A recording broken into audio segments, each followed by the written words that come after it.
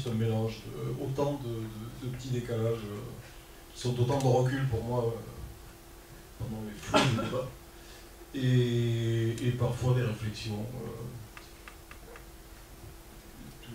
simplement personnelles. Donc là, c'est juste, voilà, ça a démarré par...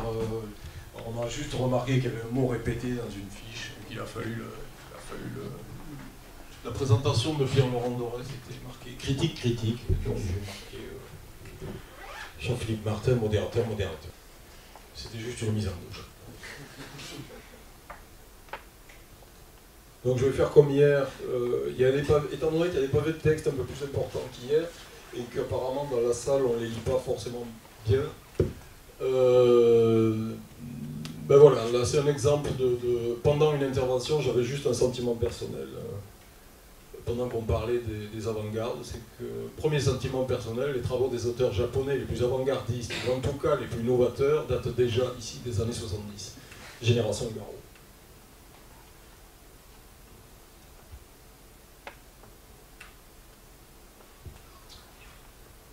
Et en aparté, définition du manga d'auteur, ça n'est pas une catégorie objective.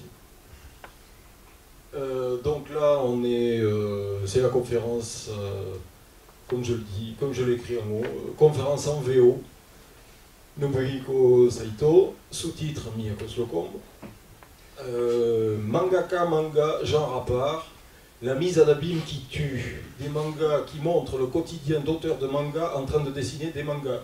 Et ce que dessine le personnage est publié dans la même revue. Et donc, pour expliquer que j'ai plusieurs têtes de M. Saito, je mets entre parenthèses que M. Nobuhiko Saito parle très vite et bouge tout le temps. Une pause s'impose, comme le disait Jean-Philippe à ce moment-là. La table ronde, pas drôle du tout, mais tout à fait passionnante. On reconnaît tout le monde, c'est bon, mais j'ai quand même mis les noms. Avec des repères selon l'éditeur. Donc j'ai mis Tsuge au-dessus de Louis Neu, représentant d'Ego Comics. Les Arts Noirs et Imo, je les ai réunis par Maro et diverses cochoncetés décadentes. Deuxième sentiment personnel, Shinichi Abe montre les plus beaux noirs et blancs que j'ai vus de ma vie et les récits les plus déprimants. C'est tout à fait personnel. Et donc voilà, c'était introduction du manga d'auteur en France.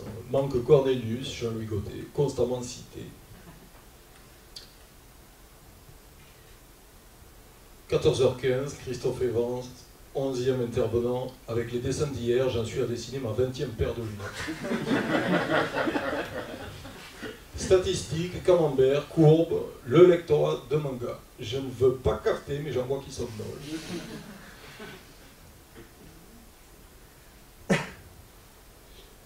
Christine Detré parle des goûts des ados en matière de manga, les lectures, les partages, les comportements sexuels, les ordis, les cosplays, les répercussions sur les relations sociales. Tout un public de vieux ados se réveille.